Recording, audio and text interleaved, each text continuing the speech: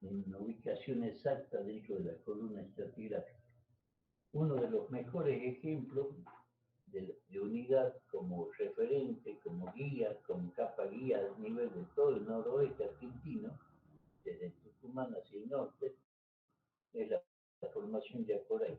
Es una formación de amplia distribución, tanto en las tres regiones, Sierra Subandina, Cordillera Oriental y Puna, una de las más conspicuas, o sea que puede ser claramente visible en todos los sitios donde aflora, y que nos sirve de referencia como contraparte para saber qué existe por encima del umbral de Yacoraite y qué existe por debajo.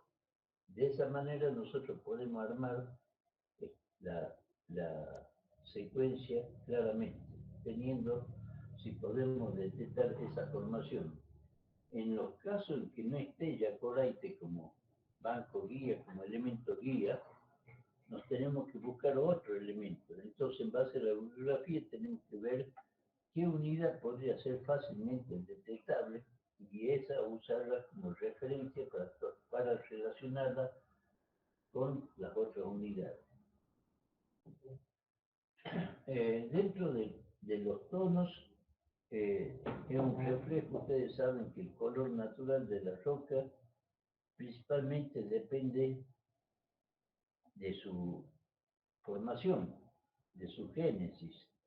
O sea, todas aquellas rocas continentales son de colores rojos y las rocas de origen marino pueden ser verde, gris, gris oscuro, en el caso de Puncoicana, un verde oscuro, un negro, en el caso de el ordovícico, puede tener colores más pardos, pardo rojizo, como el caso del lipión en silúrico, o rojizo en el caso de rojo tirando morado en uno de los miembros del grupo mesón, y pueden tener también colores muy claros, en el caso de las arenicas, cuando son depósitos de playa o de someras, como las cuarcitas del grupo mesón, cuando son ortocuarcitas, en el caso de que sean arenas con cemento silicio, normalmente el color natural de la roca va a ser un color muy blanquecino, muy claro, rosado, y entonces esas sí tienen un gran resalto tonal en el caso de la fotografía. Por otro lado, tenemos rocas con composición calcárea, aunque no sean totalmente calcáreas, como el caso de Yacoraite y Maíz Gordo. Maíz Gordo es una pelita, pero tiene numerosas intercalaciones de hematolitos calcáreos que le da un contraste muy general de colores muy claros dentro de la foto.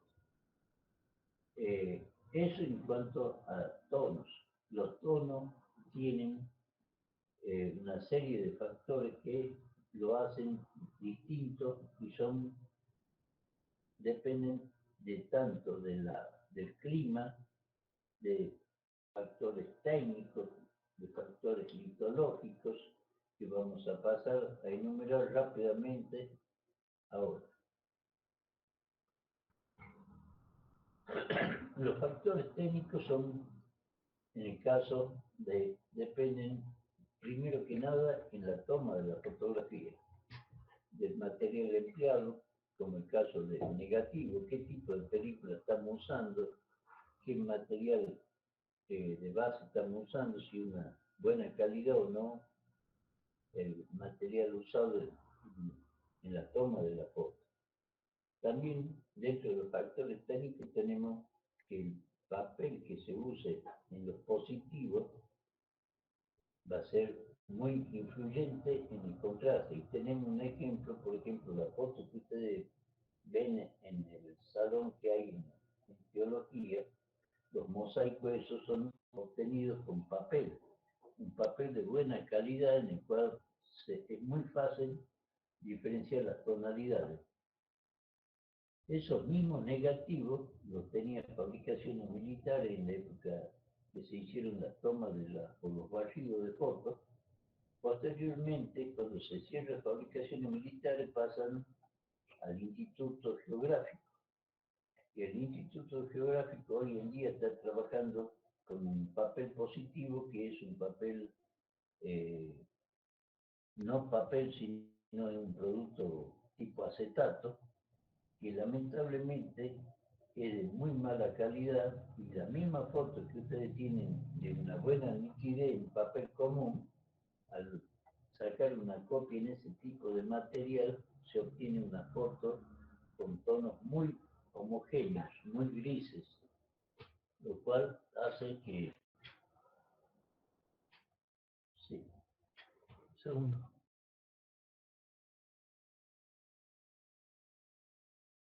sí, 20 minutos, sí, está bien. Listo. ¿Qué cosa acá tenés para el audio? Bueno. Otro proceso dentro de la técnico que afecta el tono es todo el proceso de revelado. Normalmente uno toma la fotografía en un papel negativo, lo lleva a un laboratorio, depende la calidad de los reactivos que usa y del tiempo de exposición para obtener los positivos, influye muchísimo en la calidad de los positivos posteriores. Eso es muy importante tenerlo en cuenta. El- También el caso de los filtros que se utilizan en el caso de la toma de la foto. Otros factores propios del material fotografiado, por ejemplo, son el color de la roca. Bueno, ese es fundamental. Yo se puse en rojo para marcarles claramente el tono es, es la roca es un factor determinante en el tono de la fotografía, como en el color de la imagen satelital. La textura también de la roca va a contribuir muchísimo en el tipo de tonalidad. Por ejemplo, cuando hablamos normalmente de un granito en clima seco, donde aparece toda una pendiente, una ladera cubierta de bochones, va a originar directamente un tipo de textura que fotografiar esas bochas van a aparecer como pequeños puntos, granos, muy como si fuera sacaroide, una textura sacaroide, una textura granuda, y es muy fácilmente detectable en la fotografía. Entonces, normalmente la litología, la forma de presentarse de la litología, del diaclasamiento en muchos tipos de rocas, hace que aparezcan texturas muy particulares. En el caso, por ejemplo, de una lava volcánica, la fluidez de la lava volcánica me genera una textura característica, aparte de la morfología, una característica totalmente clara de una lava. También te puedo dar como ejemplo el caso de una ignimbrita. La ignimbrita es muy fácilmente detectable en una imagen satelital, principalmente por su textura. Ya lo vamos a ir viendo paso a paso y van a ir dándose cuenta de cómo influye. Los factores climáticos son elementos muy importantes a tener en cuenta. ¿Cuál es el tipo de vegetación, el estado de la vegetación, si es en qué época del año también fue tomada la fotografía, si en una época de mucha humedad o en una época de seca, cuando depende del tipo de vegetación, pueden tener ser muy frondosos o estar con hojas caducas, cuando el árbol queda totalmente sin hojas. Eso va a depender de la época del año y de la humedad y del clima, ¿sí?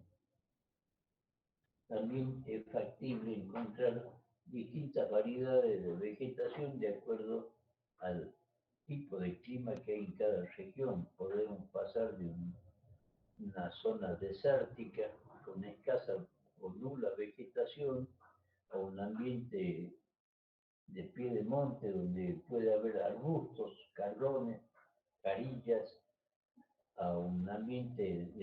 Serrano, Chaco, que es un monte muy abierto, de baja altura, muy separados, con vegetación principalmente xerófila, a un ambiente de mucha humedad como es la selva de Yungas, en el cual podemos encontrar distintos pisos de vegetación. Uno de los ejemplos más característicos es, por ejemplo, pasar de una zona boscosa a una zona muy clara en la foto, que es un pastizal de altura. Normalmente en la selva de Yungas, después de los 2.500 metros de altura, normalmente desaparece la yunga, la selva, para dar paso a un ambiente de pastizales de altura, en el cual en la foto es muy claramente discernible ver un tono muy claro, muy blanco, a tal punto que la mayoría de la gente confunde este tipo de ambiente con nieve, o sea, relaciona la claridad o blancura de la zona, la asimila a nieve. Es muy parecido, pero son muy distintos, o sea, las características después lo vamos a ir viendo, tanto la nieve como la sal o una playa de un río seco van a dar contrastes muy blancos, igual que este pastizal. O sea, pasamos, normalmente la vegetación, mientras más densa es, me da tonos más grises, más oscuros, dependiendo del tipo de vegetación. Cuando es muy densa, pues pasamos de un ambiente en tonalidad muy oscuro, gris oscuro, a un tono casi totalmente claro, de tonos muy claros, que es el pastizal de altura. Eso les vengo a prevenir y quiero que lo observen. Si tienen la posibilidad, entren en las imágenes de Sierra Subandina, donde es muy claro. Fíjense en la sierra, lo que se llama normalmente Cresta del Gallo, Altos de Calilegua, frente al edema, y van a notar estos grandes contrastes que hay de los pastizales de altura con la selva. Otro elemento que es importante es la humedad del terreno.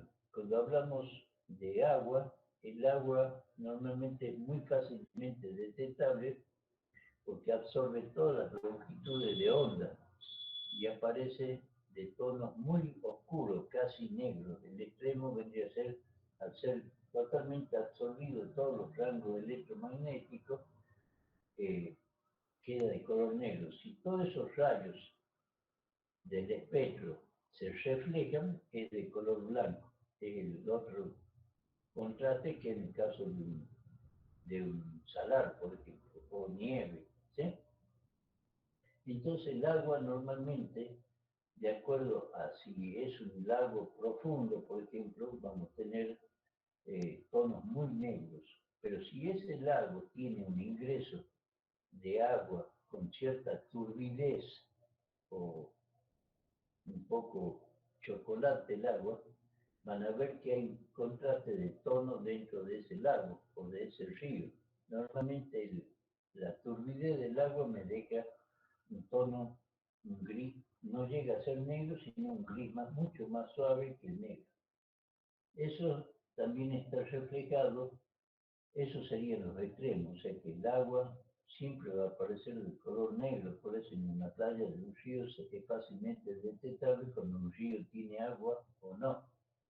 Ustedes cuando hagan la cartografía de los ríos se van a ir dando cuenta que aparece una línea de color bien negro, es la que tiene agua, y cuando no aparece esa línea es porque es un arroyo totalmente seco. Cuando eso lo traducimos también a la humedad del terreno, vamos a notar que hay ciertos sectores que son más grises o gris oscuro debido a que están más húmedos o menos húmedos. Aquellos sectores donde hay menor humedad o el suelo está muy seco, van a aparecer de tonos mucho más claros que ese mismo terreno cuando está húmedo. En especial se van a dar cuenta en aquellos cultivos donde hay riego. Van a notar que ciertos cultivos aparecen de tonos muy oscuros y el que está al lado de tonos muy claros. Y eso no es otra cosa que la cantidad de agua que tiene el suelo. También es muy importante tener en cuenta este elemento para detectar fallas. Muchas veces las fallas son conductos de las vertientes o ascenso del agua de la parte profunda. Entonces van a observar que muchas franjas o líneas oscuras o negras no son otra cosa que el indicio o la presencia de humedad o de vegas alineados siguiendo una fractura. Hay un ejemplo muy lindo para observar que es muy detectable en la zona de Huachipa, a la parte este de Huachipa, en una zona de conos aluviales, donde se puede ver claramente un contraste tonal dentro de los aluviones o los conos, donde aparece la mitad de los conos con colores oscuros, con una vegetación muy frondosa, al resto del cono donde hay tonos grises muy claros y escasa vegetación. Eso me está dando la pauta de la presencia de una falla, aunque no se vea la falla superficialmente. ¿Eh? Bueno, la nieve también dijimos, ¿cómo haría yo para distinguir la presencia de nieve que es de color blanco, de un pastizal de altura y de un salar? ¿Cómo haría yo para diferenciar estos tres casos? ¿Quién me puede sugerir algo?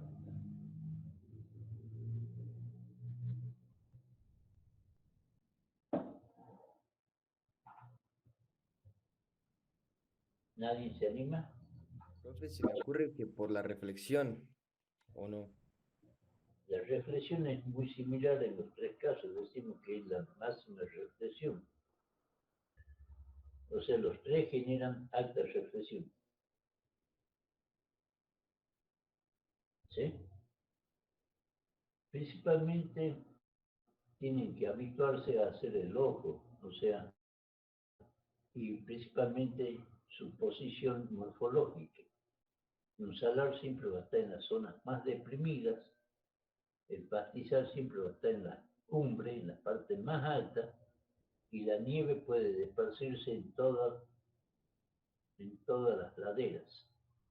¿Sí? La puedo encontrar sobre el salar, bueno, va a ser difícil separarlos, pero sí puedo ver que si hay nieve en los bordes del salar, abarcando una zona con ladera o parte de laderas, puedo darme cuenta rápidamente que es nieve y no sal. Lo mismo en las zonas altas, en los pastizales sí es bastante confuso. Tenemos que observar con mucho más precisión, ver si esa nieve, si para que sea nieve me tiene que ocultar lo que hay por debajo. O sea, por ejemplo, yo tengo un río, si ese río me aparece muy tapado, muy con una cierta capa encima, ahí me estaría dando cuenta que es nieve y no pastizal, ¿sí? Todo depende de su posición geográfica, o sea, cómo está en relación al relieve. Por eso le digo que normalmente un pastizal siempre está arriba de los 2.500 metros de altura. En cambio, el salar siempre va a estar en la parte más deprimida de una región, de una cuenca. ¿Me entienden? Bueno, cuando lo entren a visualizar se van a ir dando cuenta poco a poco. ¿Sí? Hay que verlo como ejemplo principalmente. Bueno, el tono también va a depender, como dijimos antes, de la estación del año, si una época seca o húmeda. La hora de la toma es muy importante. La fotografía tiene un rango, cuando uno hace la planeación de vuelo, definir claramente la hora de toma de la fotografía, la inclinación del sol, la latitud en que se encuentra y la luminosidad del ambiente, o sea, justamente que no haya bruma, que el cielo no esté tan enrarecido por tierra en época de agosto, septiembre. Ustedes habrán visto que el cielo siempre aparece de tonos grises, marrones, por la cantidad de tierra en suspensión que hay. El humo también, por ejemplo, en la zona de cañaverales que queman permanentemente en la caña, el cielo aparece casi permanentemente con una cierta capa de humo. Todo eso hace en la calidad de la fotografía, en la calidad, en el contraste de los tonos,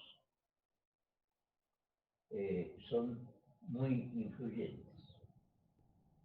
Eh, bueno, después tenemos también los factores humanos, que son ya muy fáciles de detectar, las obras públicas de irrigación, a tener en cuenta, las vías de comunicación, los cultivos, las explotaciones mineras. En el caso de los cultivos, o en el caso, por ejemplo, en zona, le doy un ejemplo, en la zona de, yendo hacia Cachi, cuando ustedes pasan Piedra del Molino, normalmente hay una zona, una altiplanicie que se llama Cachipampa, donde hay un alambrado que delimita grandes extensiones de una propiedad con otra, y normalmente, de acuerdo a la carga animal, se observa que ese alambrado me puede separar dos sectores muy marcados, que son uno con pastizal muy alto y otro casi sin pastizal. Normalmente la carga animal de un sector es muy superior a la otra y hace que haya un gran contraste visual. Cuando ustedes observan la foto, muchas veces si no están muy cancheros, muy habituados, por ahí la mayoría tiende a poner contacto o límite porque hay un contraste tonal muy marcado en ese caso, cuando hay una cantidad de pastizal muy denso a aquellos sectores más pelados, como les decía recién, un suelo desnudo normalmente va a ofrecer una alta reflectancia en contra de aquellos que tienen una cierta cobertura vegetal. Entonces, me acuerdo mucho de un compañero mío que en estructura sabía marcar contacto en todos los alambrados.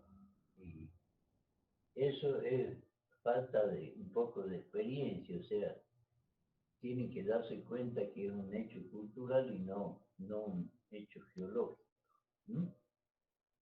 Como ejemplo se lo pongo en este caso. En el caso de los cultivos también se van a dar cuenta que hay cultivos de todas las tonalidades de acuerdo a si el suelo está totalmente recién arado, si está totalmente cubierto de pastura, si está cubierto de otra plantación. Siempre van a observar una gran cantidad o variedad de tonalidades, pero siempre con ciertas formas muy estructuradas, muy humanas, ¿no? Que lo van a hacer, se dar cuenta de que se tratan de hechos culturales y no de naturales. Bueno, chicos, ¿alguna pregunta de todo esto? Esto es importante que sepan. Todos estos elementos ustedes tienen que conjugarlo en el momento de la observación. Yo acá se los enumero, pero todo esto tiene que tener claramente presente en el momento que hacen una observación de algo o quieren distinguir una cosa de otra. Una cosa natural que es muy importante para la zona es el tema principalmente la inclinación del sol. Es de gran influencia a nuestra latitud.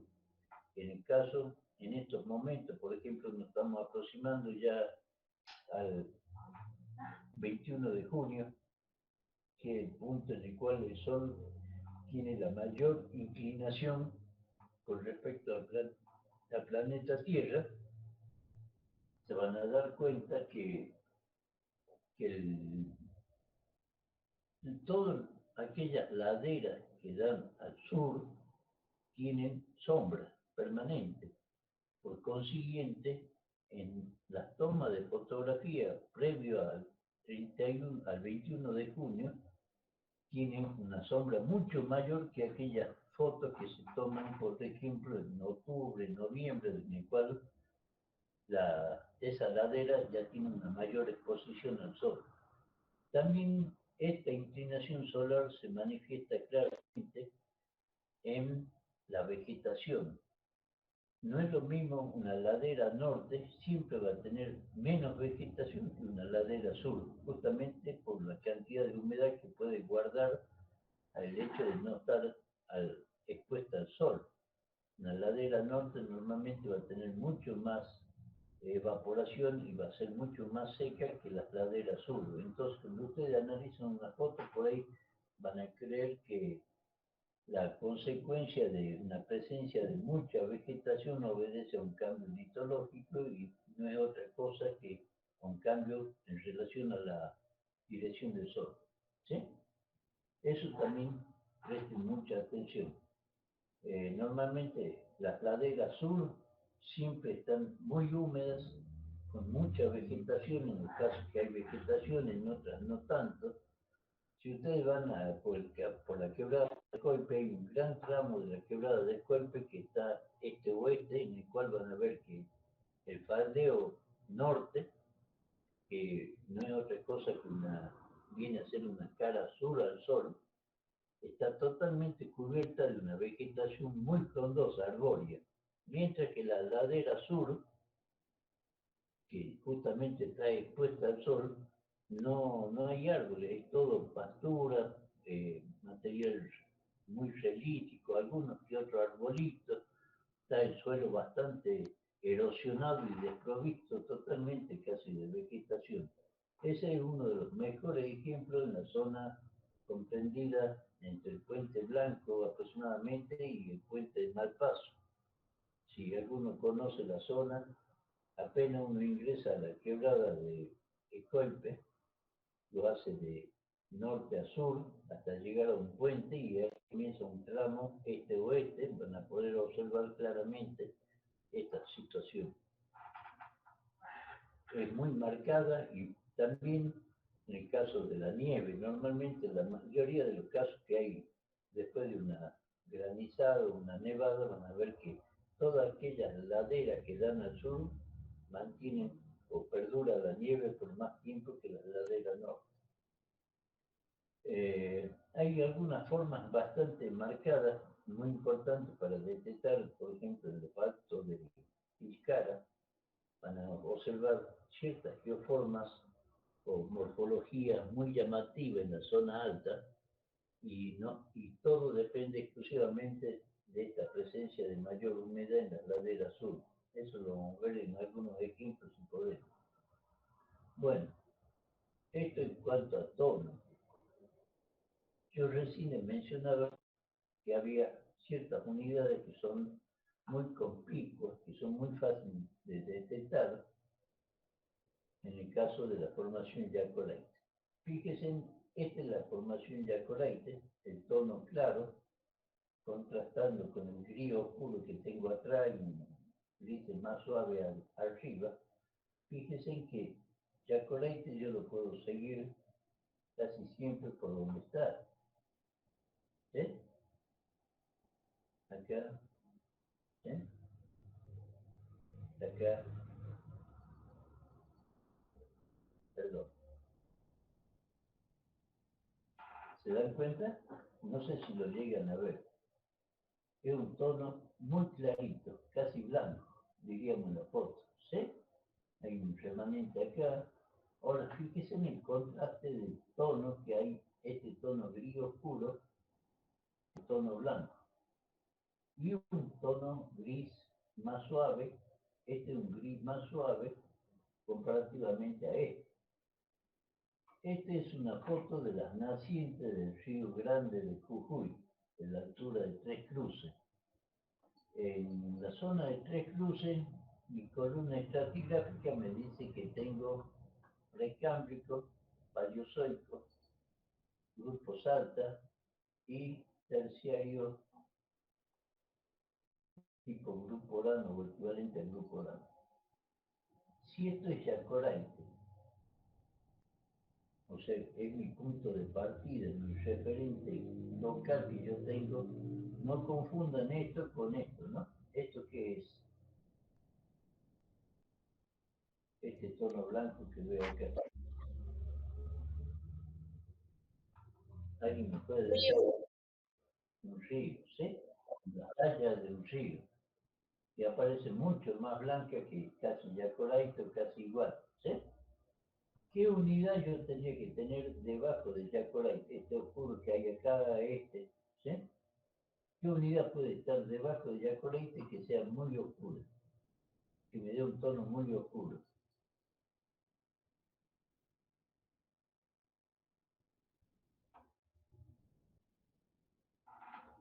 ¿Qué formación podría haber abajo de Yacolite en ese caso que me está dando un tono muy oscuro?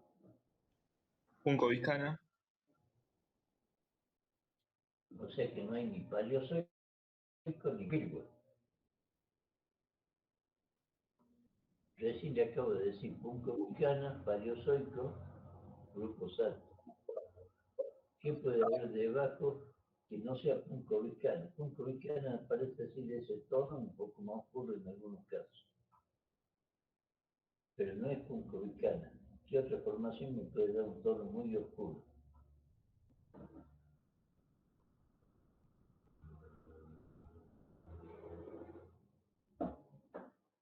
Bueno, el ordovícico, grupo Santa Victoria, ¿sí?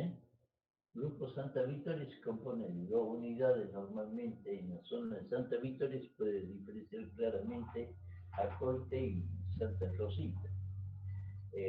Normalmente es muy pelítico, en muchos casos tiene series pelíticas de colores verde oscuro, amarillento, ocre, o también negro, de color totalmente negro, pelitas negras, paquetes muy de gran espesor. En este caso no son negras, pero sí son de un color verde oscuro, que dado su origen marino, genera un tono verde oscuro naturalmente y tiene una baja reflectancia, o sea, absorbe mucho la mayoría del rango del azul, del verde, muy poco, o sea, absorbe el verde, pero refleja muy poco también el rojo y el azul. En consecuencia, el tono es muy oscuro. Podría ser también pirgua, ¿sí? Pero en este caso, en este pedacito no está atorando pirgua, sino aparece directamente Yacolite sobre ordovícico. Fíjense en que acá, en este caso, o en este, hay un nivel bien blanco, muy finito. ¿Saben lo que puede ser eso? Ese banquito, este que está acá. Este es un anticlinal, si lo ven bien, es un anticlinal, ¿sí? Por eso está Yacolite dando la vuelta en la nariz del anticlinal. Lo mismo, este también es un anticlinal. Fíjense que acá está una ventana de erosión. Esta es la charnela del anticlinal. La charnela del anticlinal es la parte más alta del anticlinal y está comenzándose a erosionar la charnela. Entonces aparece la roca que está abajo, aparecen las distintas ventanas, estas parte de la roca florante abajo, de color oscuro, ¿ves? Este es justo un anticlinal. ¿Qué puede haber en la base del Yacolite que sea tan blanco? Un poquito de espesor. ¿Qué formación puede haber? A ver, ¿quién me dice? ¿Quién tiene Los blanquitos, profe. los blanquitos? No, que Pirgo, los blanquitos acabamos de decir que no está Pirgo. ¿Qué otra formación está entre los blanquitos y Yacolite?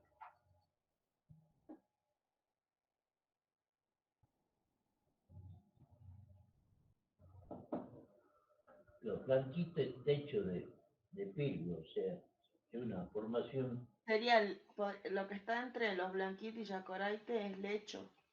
Bueno, esto es techo. Es una calcárea de tonos blanquecinos, ¿se acuerdan? Paquetes muy densos, poca estratificación o estratificación muy gruesa, lo cual está nítidamente marcado acá. Si lo observan con detenimiento, es como si fuera un solo banco. Esa es la arenisca calcárea del lecho. Y en cambio esto es una estratificación mucho más fina, parece mucho más esparcido, de un tono no tan blanco como el lecho, pero sí bastante claro que viene a ser Yacoray. Inmediatamente viene el subgrupo Santa Bárbara. que son principalmente de tonos rojizos, mealla, maigordo, lumbrera, este es maigordo, fíjense, y este lumbrera es más oscuro, ¿sí? Son tonos grises oscuros. Otro contraste de grises está en este sector, fíjense en acá, ¿sí? Hay una línea muy marcada topográficamente y tonalmente, ¿sí? Lo cual me está indicando un cambio. Esta es una litología y a partir de acá otra litología, ¿sí? Topográficamente también son distintos, ¿sí? Todos esos elementos me sirven a mí, aunque yo no sepa qué material es, esto después lo voy a analizar por la densidad del drenaje, la tonalidad, el relieve este está mucho más alto que esto. Todo eso me va a ir dando pautas para más o menos tener una idea de qué material tengo acá presente. Pero sí, para mí es súper valioso en la cartografía poder marcar esta línea tal cual como se la ven en la foto, que sería en el terreno, ¿sí? Con eso yo ya logré un avance impresionante. Puedo tener un contacto muy bien claro abarcando toda esta superficie del terreno que si voy al campo tal vez no la vea tan nítidamente. ¿Sí? Ahora, cuando vaya al campo ya puedo aumentar mi descripción sabiendo qué litología exactamente es esto y esto. ¿Eh? Acá también puedo marcar una línea, fíjense, hay un cambio muy marcado en el drenaje y en la topografía en esa línea, ¿ves? Acá también, ¿se dan cuenta? Por eso el tono es tan importante, el tono me va a ir dando pautas de cómo veo las cosas, de qué puedo ir separando. Primero empiezo a separar las grandes cosas y después podría ir separando cosas con más detalle, con más cuidado, a medida que voy entendiendo la interpretación que estoy haciendo. Bueno, eso en cuanto al tono. Fíjense en estos tonos. Acá tengo una gama de tonos de grises, pero principalmente blanquecino, algunos, la mayoría bastante tonos muy claros, como este, por ejemplo.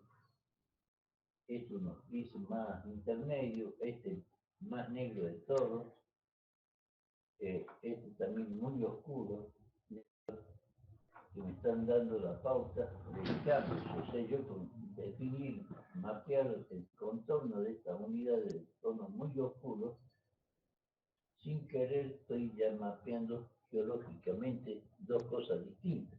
¿Sí?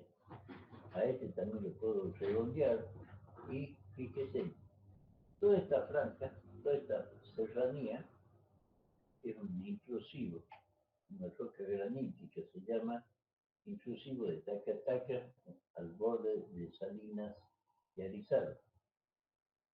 Este es un intrusivo un intrusivo menor dentro del intrusivo más grande. Por eso aparece de tonos distintos, en una zona anómala, de un intrusivo muy silicio, que me da un tono mucho más claro que la roca de caja, que es un granito más antiguo. En cambio, el contraste es una roca volcánica, basáltica, se nota ahí el cono volcánico, la geoforma del cono volcánico, lo mismo que este, una lava volcánica, ¿sí? Probablemente esto también sea volcánico. Y acá tengo otra parte inclusivo también con alguna variante, anomalía, esta más oscura o más blanca, ¿sí? Eso otras cosas que yo acá puedo preguntarle a ustedes, yo veo dos líneas muy definidas. Fíjense que tengo toda esta parte de intrusivo y esta parte de intrusivo y acá tengo una franja muy delimitada de material moderno, depósitos cuartarios nuevos, que al rellenado toda esta franjita que tengo acá. ¿A qué se puede deber esta franja?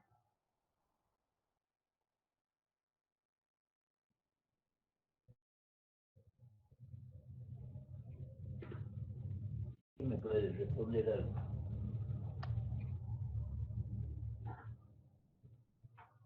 ¿Puede ser la presencia de una falla en el medio? Acá una falla.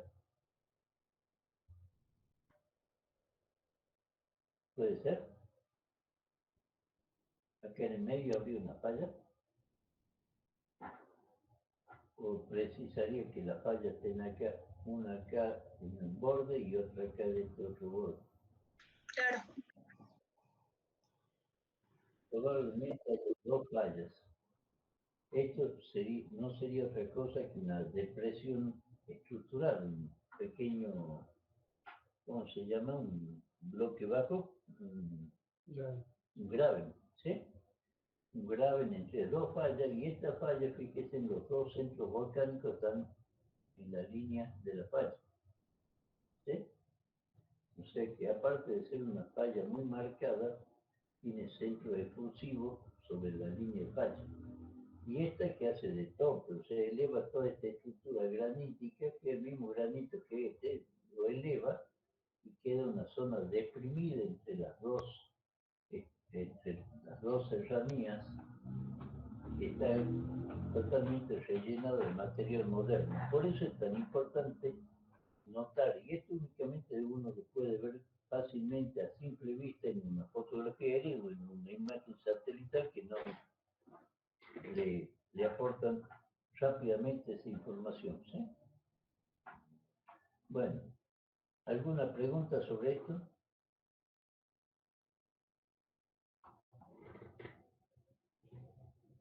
Bueno, seguimos. ¿Sí? Bueno, en cuanto a la textura, la textura se refiere al conjunto, escuchen bien lo que les digo, textura se refiere al conjunto de pequeñas imágenes que dan idea del color, forma de disolución, superficie a la que da lugar la roca. O sea, son cosas puntuales. Normalmente,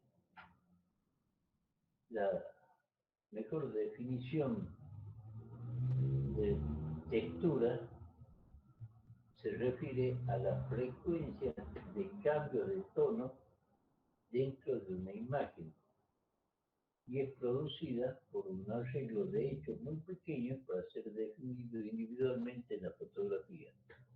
¿A qué se refiere con elementos muy pequeños? El ejemplo habíamos dicho, de las bochas, ¿sí? Normalmente yo veo en una fotografía por la escala, voy a ver puntos que corresponden a distintos bloques o rodados que están bochones del granito, y individualmente ahí en ese caso sí, yo puedo decir sí, son bochas o son piedras individuales que me dan una textura granuda en la foto. Pero si yo tuviera, por ejemplo, una estratificación muy fina, en la cual no puedo discernir claramente y son de distintos colores, no puedo discernir claramente, puedo hablar de una textura bandeada, lo mismo que en un gneiss. O sea, en las rocas sedimentarias yo puedo hablar de bandeado como tengo grandes cambios de colores dentro de una serie muy concreta. O también puedo hablar de textura bandeada en el caso de los gneiss, que me aparecen toda la parte mágica en una dirección y algunas incrustaciones de cuarzo que me van a dar otros tonos. Entonces yo veo una textura bandeada típica de los gneiss, por ejemplo. También, en este caso, cuando hablamos de textura, estamos hablando directamente dijimos, de elementos pequeños que no pueden ser definidos individualmente. O sea, cuando yo tengo, por ejemplo, vegetación, pero veo únicamente copitas de vegetación, no puedo individualizar elementos. Entonces yo hablo de una textura coposa, por ejemplo, composa, o una textura ondulada. Puedo hablar de una textura moteada si esta vegetación es más dispersa, que aparecen como pequeñas motitas. Depende principalmente, la textura va a depender principalmente de la escala. Mientras sea la escala más pequeña, casi todos los elementos pasan a ser texturales. Ahora, cuando yo amplío la imagen, una fotografía la llevo a una escala mucho mayor, voy a ver que estos elementos ya los puedo discernir, ya puedo reconocer qué son cada elemento de estos que en la otra imagen eran muy pequeños y no los podía diferenciar. Un ejemplo típico está en las imágenes satelitales. Cuando ustedes veían en las imágenes una ciudad, cuando son imágenes antiguas que tienen una resolución muy baja de 80, 90 metros, la mancha de la ciudad aparece únicamente, pueden definir aproximadamente el perímetro, saben que hay una ciudad porque hay un tono, un color distinto al resto y tiene una cierta rugosidad, un aspecto textural distinto. Ahora, si yo a esa ciudad puedo llegar, que haya imágenes más nuevas, en el caso del Google, ustedes se pueden dar cuenta que normalmente en las zonas pobladas es cuando más imágenes de detalle tienen.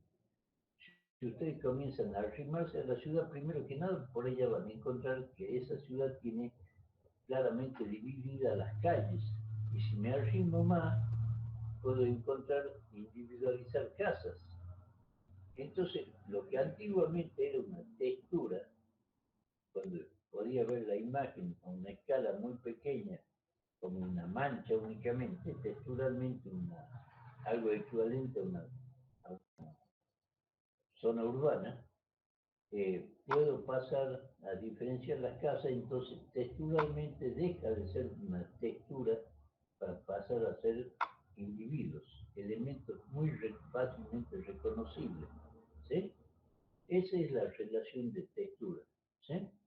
Para que les quede más o menos clara. O sea, depende de la escala con que ustedes trabajen, van a ver, y normalmente uno se refiere a textura, que es la impresión que al ojo humano le cabe algo que sea similar.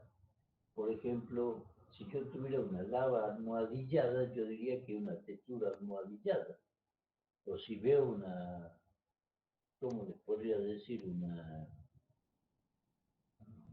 La vegetación, como les digo, en una zona semidesértica donde los arbustos aparecen muy separados unos de otros, me van a aparecer como motes, entonces yo me refiero a una textura moteada. Puede ser por vegetación o puede ser por rocas, por ejemplo, rocas que estén sobresaliendo después de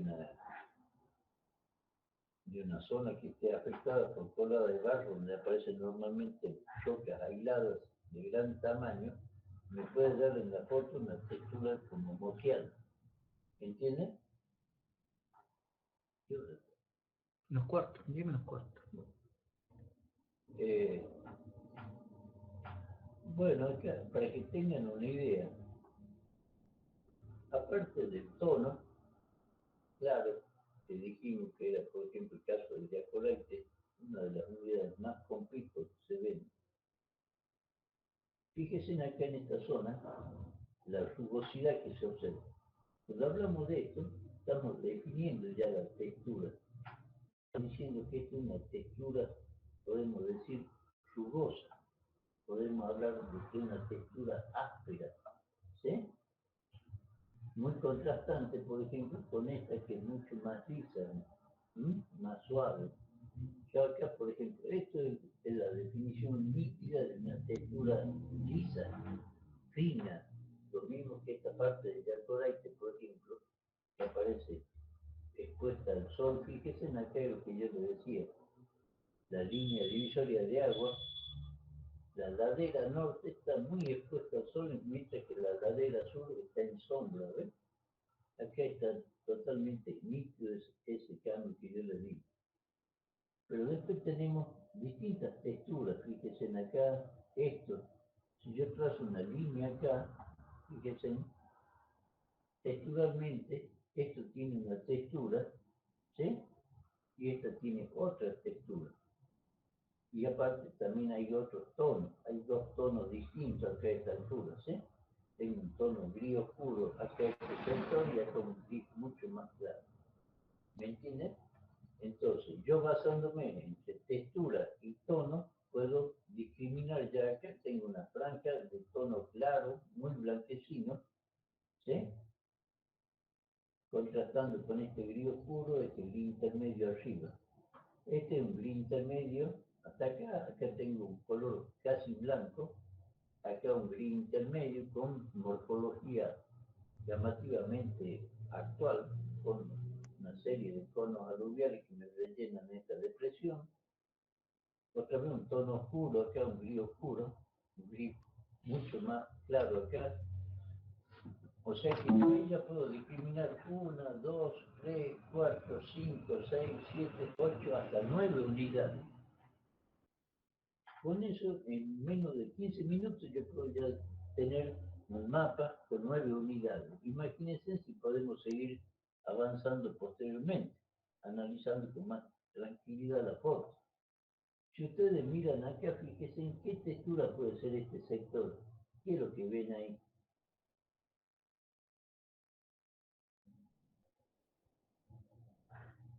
¿Alguien me puede decir? ¿Lo ven al mouse? ¿Dónde está? ¿Qué textura están viendo ahí?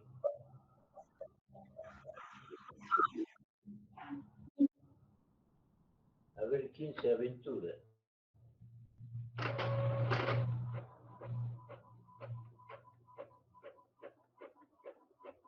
Yo veo como varias líneas paralelas, creo. No llego a ver bien. No se llega a ver muy bien. No son como cuadritos, más bien, más que paralela, aparte de paralela, tienen otro sistema cruzado. Hacer un yo no, No sé. no hacemos. Ahí lo hacemos un poco. Más.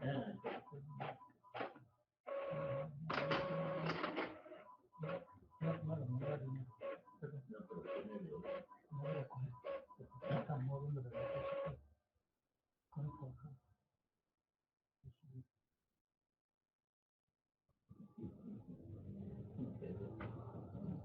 Bueno, mover la disposición. Mover la disposición para acomodar. ¿Lo ven ahora? Mover la disposición. Sí, ahí se ve mejor, profe.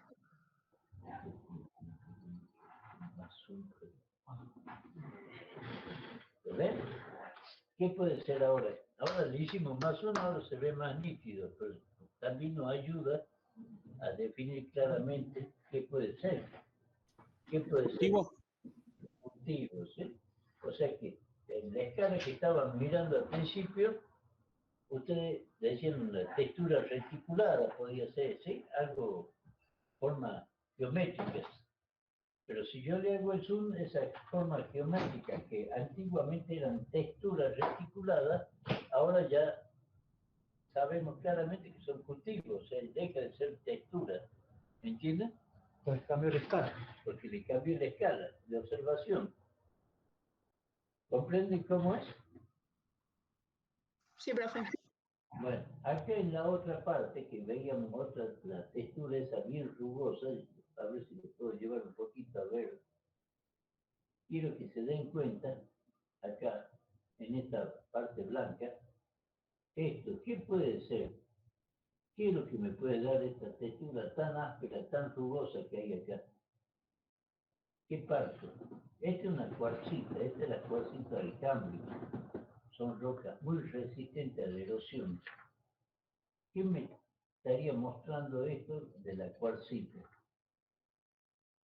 Que si yo pudiera hacer un zoom más sobre este sector, sería realmente más, me permitiría ver con más claridad. ¿Qué podrá hacer? ¿Qué es lo que ven ustedes? ¿No observan como líneas? Líneas. ¿Están diaclasadas, profe? Están muy diaclasadas, eso exactamente eso. Entonces el diaclasamiento de una roca muy resistente, cuando yo tengo una escala muy pequeña, me va a aparecer como una textura rugosa, áspera, ¿sí? Como que está muy quebrado, ¿me entienden? En cambio, cuando yo puedo observar con más detalle, esa textura me deja claramente en evidencia de que la roca está muy diaclasada. O sea, estoy viendo un planchón de las cuarcitas cámbricas muy diaclasadas. ¿Me entienden? Y acá, en cuanto a la estratificación, fíjese en la estratificación fina que tiene Yacoraite en esta ladera, ¿ves? ¿Eh? Ahí se observa claramente. Acá aparentemente el lecho no está muy presente o muy escaso, no aparece un banco muy resistente abajo o tendrá otra litología, pero aparece directamente Yacoraite sobre los depósitos. Este es el ordovícico. ¿Sí? Ordovícico, cámbrico y precámbrico, lo que está abajo del cámbrico. Este es el grupo mesón, precámbrico, ordovícico, Yacoraite. ¿Mm? Por eso es tan importante reconocer una unidad con pico, una unidad que me sirva de guía para saber qué puede haber abajo. ¿Sí? O arriba, en mi caso. Bueno, chicos, con esto, este tema es muy importante y vamos muy lentamente para que ustedes puedan ir viendo diferencias. En la próxima clase vamos a tratar de terminar este tema. Lamentablemente nos está llevando mucho tiempo, pero Es importante. es muy importante porque todo esto que estamos viendo en este tema es lo que a ustedes les va a servir para poder hacer interpretar o diferenciar cosas en una forma. ¿Me entienden? Bueno, seguimos mañana entonces. Bueno, chicos, escúchenme, más que nada por ustedes. Yo podría empezar el práctico dentro de 5 minutos, pero para que se tomen un descansito, renueven la energía, las pilas. A las 10 tendríamos que conectarnos para el trabajo práctico. Entonces nos vamos a conectar a las 10:15, ¿les parece? Bueno, profe, gracias. Bueno, profe. Bueno, profe. Vale, No, profe. profe. Y empiezo a tomar listas, ¿sí? Bien, profe, gracias.